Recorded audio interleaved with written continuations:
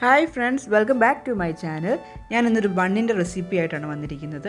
So നമുക്ക് എന്തൊക്കെയാണ് വേണ്ടതെന്ന് നോക്കാം. അതിന് വേണ്ടിയിട്ട് ഞാനിവിടെ 2 കപ്പ് മൈദ എടുക്കുന്നുണ്ട്. അതിലേക്ക് ഒരു 1/2 ടേബിൾ സ്പൂൺ ഈസ്റ്റ് എടുക്കുന്നുണ്ട്. ഞാൻ ഇൻസ്റ്റൻറ്റ് ഈസ്റ്റാണ് ഇവിടെ എടുത്തിരിക്കുന്നത്. പിന്നെ നമുക്കിതിലേക്ക് ആവശ്യത്തിന് ഉപ്പ് ചേർത്ത് കൊടുക്കണം. ഒരു 3 ടേബിൾ സ്പൂൺ പഞ്ചസാരയും ചേർത്ത് കൊടുക്കണം.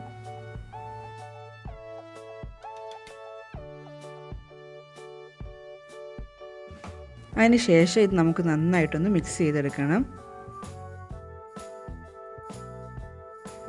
മിക്സ് ചെയ്തതിന് ശേഷം നമ്മൾ ചെറു ചൂടുവെള്ളം ഒഴിച്ച് ഒന്ന് നന്നായിട്ടൊന്ന് കുഴച്ചെടുക്കണം. കുറച്ച് ചൂടുവെള്ളം ഒഴിച്ച് മിക്സ് ചെയ്താൽ മതിയാകും.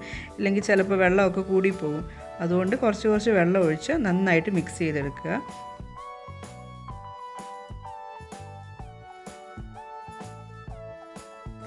വെള്ളം കുറച്ച് കൂടി പോവുകയാണെങ്കിൽ കുറച്ച് പൊടിയും കൂടി ഇട്ട് നന്നായിട്ടൊന്ന് കുഴച്ചെടുത്താൽ മതിയാകും. നന്നായിട്ട് നമ്മൾ വെള്ളമൊക്കെ ഒഴിച്ച് കുഴച്ചെടുത്തു എന്ന് തോന്നുമ്പോൾ നമ്മൾ 1 ടേബിൾ സ്പൂൺ എണ്ണയും കൂടെ ചേർത്തിട്ട് ഇനി നന്നായിട്ട് കുഴയ്ക്കണം.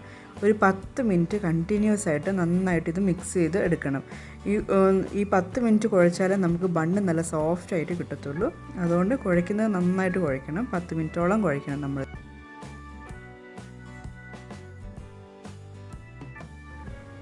മാവ് നന്നായിട്ട് കുഴച്ചെടുത്തതിന് ശേഷം നമുക്കിത് പുളിച്ച് പൊങ്ങാൻ വയ്ക്കണം. സോ അതിന് മുമ്പായിട്ട് നമുക്ക് കുറച്ച് എണ്ണ മാവിൻ്റെ മുകളിലും സൈഡിലും ഒക്കെ നന്നായിട്ടൊന്ന് തൂത്ത് കൊടുക്കാം. മാവ് ഡ്രൈ ആയി പോകാണ്ടിരിക്കാൻ വേണ്ടിയിട്ടാണ് നമ്മൾ എണ്ണ തൂത്ത് കൊടുക്കുന്നത്.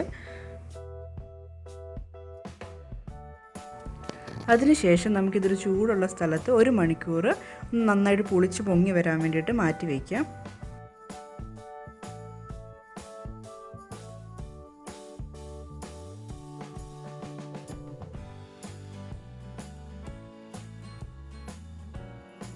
ഒരു മണിക്കൂർ കഴിഞ്ഞപ്പോൾ മാവ് നന്നായിട്ട് പുളിച്ച് പൊങ്ങി വന്നിട്ടുണ്ട്.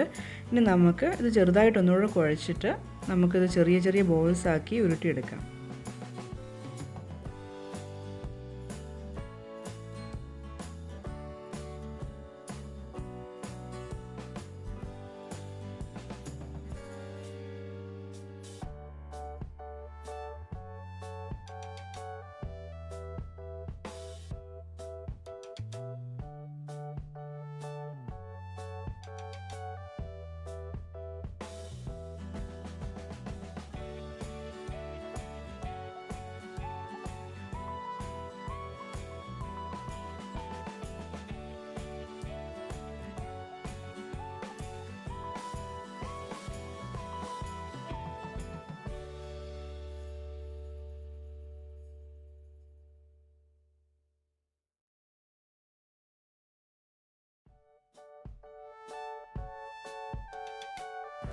മാവ് ചെറിയ ബോൾസ് ആക്കിയതിന് ശേഷം നമുക്കിത് ബേക്ക് ചെയ്യാനുള്ള പാത്രത്തിലേക്ക് മാറ്റാം.